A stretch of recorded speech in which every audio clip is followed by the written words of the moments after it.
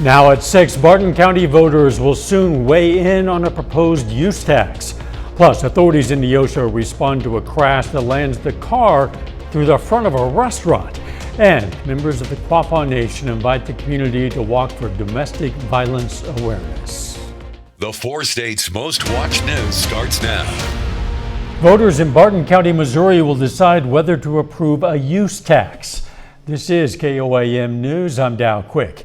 If they vote to pass it, the current tax rate would not go up, but it would extend the tax to online and out-of-county purchases. KOAM's Blake Gully explains how it works. When people buy items in Barton County, they pay a local sales tax.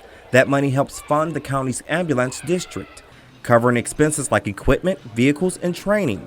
But when someone orders the same item online or buys it in another county, that tax isn't collected locally. The Barton County EMS director explains, as more purchasing shifts online, our local sales tax revenue has declined. Approving this use tax will help protect essential funding for the ambulance district, while keeping tax rates fair and consistent no matter where goods are purchased. The proposed use tax would change that by applying the same tax rate to out-of-area purchases. The tax rate would match what residents already pay on local sales. If the rate ever changes in the future, the use tax would automatically change to match. County officials say this type of tax is common in other parts of Missouri and helps keep local services funded as more shopping moves online. The question will be on the November 4th ballot. A yes vote allows the ambulance district to collect the use tax, while a no vote keeps the current system in place. In Barton County, Blake Gully, KOAM News. For more information on the November 4th election, visit our website at koamnewsnow.com/elections. Let's check in with Chief Meteorologist Doug Heddy now for a first look at the weather. Well, it definitely turned out to be a windy day for us today. This is due to a cold front that is rolling through.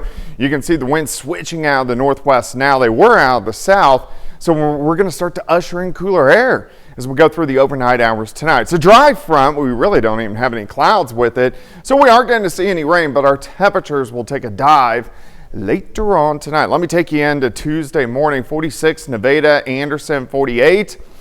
At Grand Lake, Chanute, down to about 46 degrees. But Tuesday's going to be a great day.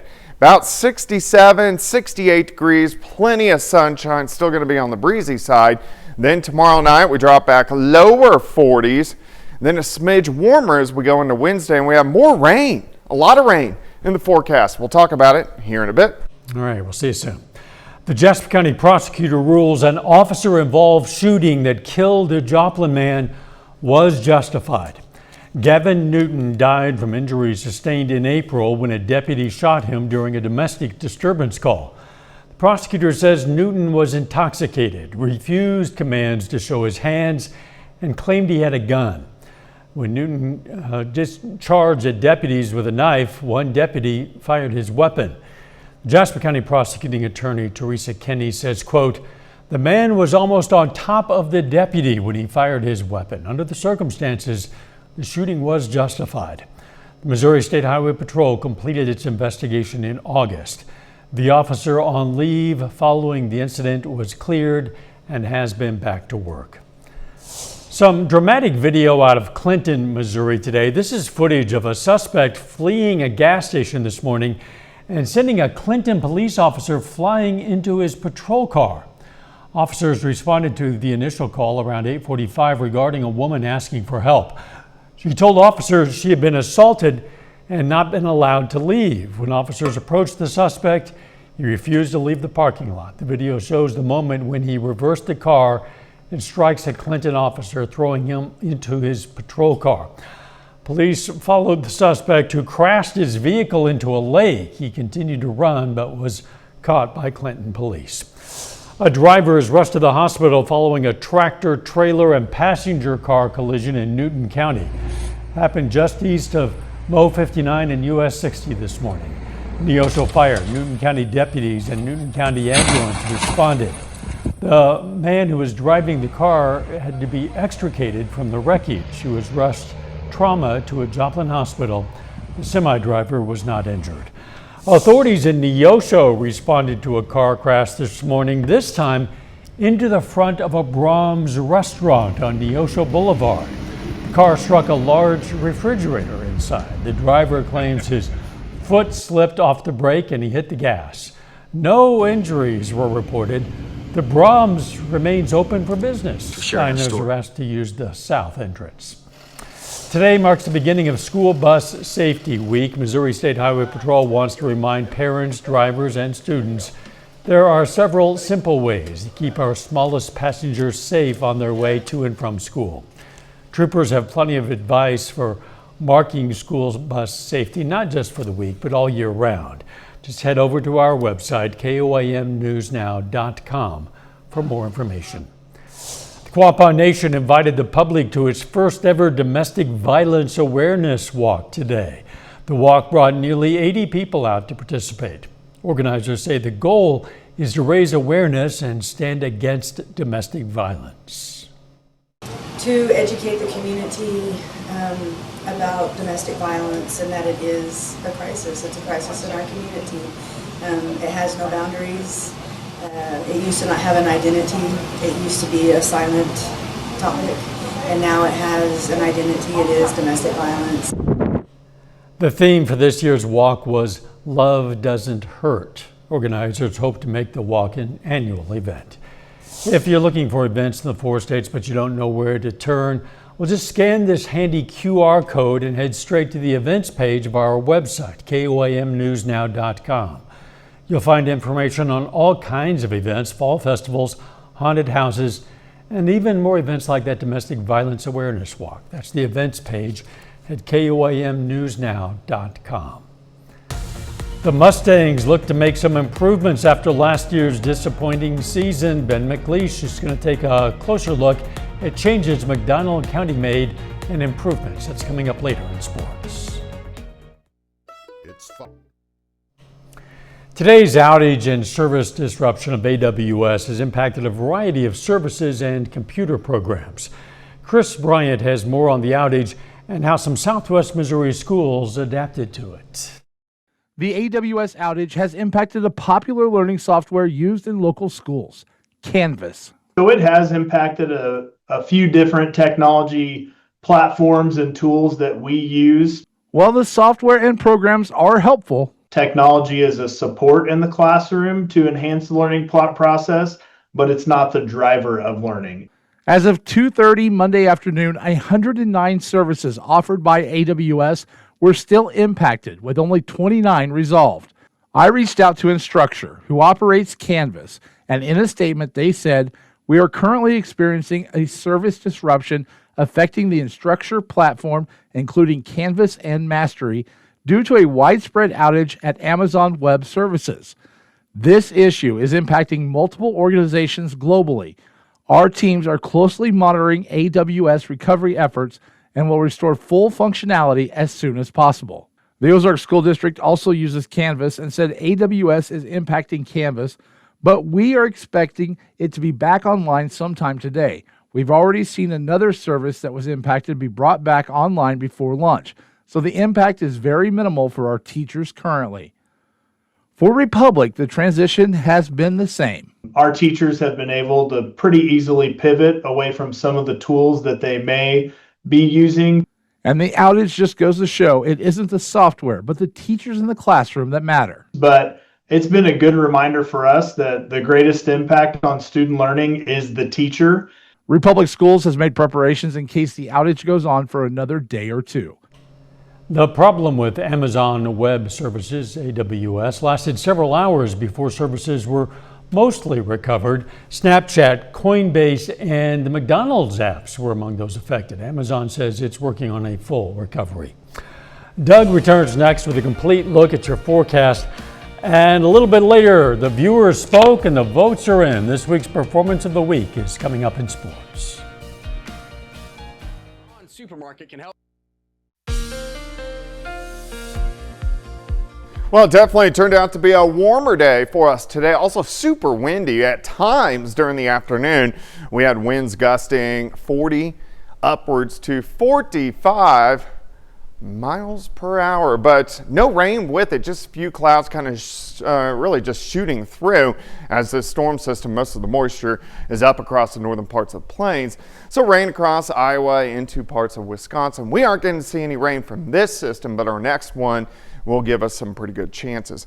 Look at the wind, still out of the northwest, kind of kicking in 10 to 15, but we've had gusts higher than that. The gusts are going to stay kind of in that 10 to 20 range through the night. They'll slowly decrease, and it's going to be breezy tomorrow. We could have winds gusting 20-ish at times, maybe 25 as we get into Tuesday afternoon. All right, let me walk you through time. So by morning, we're down mid-40s, 45 to about 48 degrees to kick off your Tuesday. By Tuesday afternoon, a great day, plenty of sunshine, and our temperatures lower 60s by noon.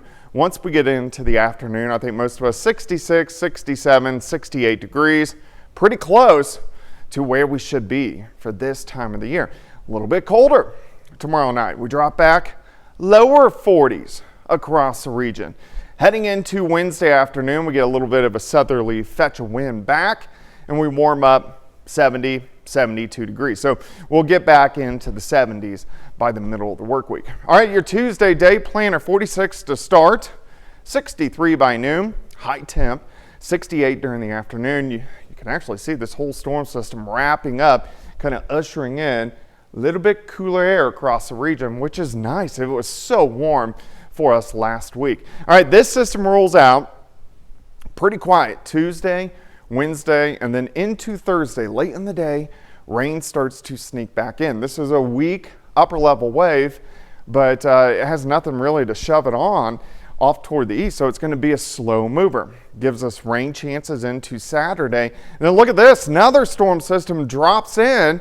This is early next week. This could bring in definitely our first frost, maybe close to our first freeze as we get into early next week. All right, let's look at the rest of the week. Here's Thursday.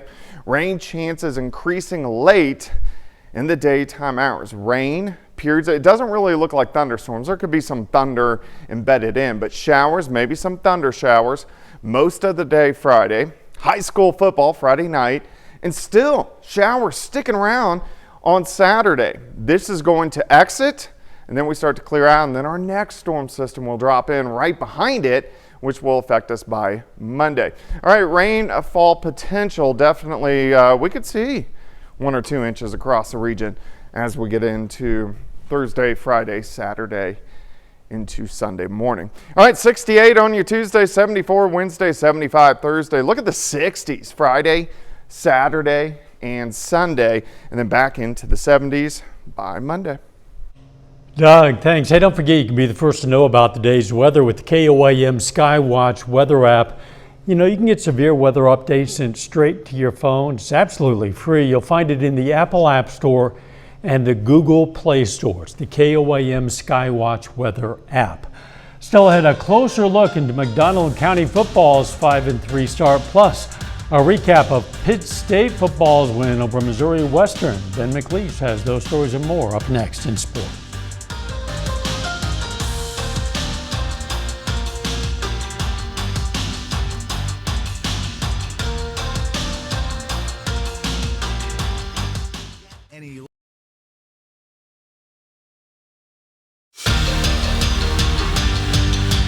McDonald County football had an uncharacteristic 2-8 record last season, but this year it only took the Mustangs 3 games to surpass that win total.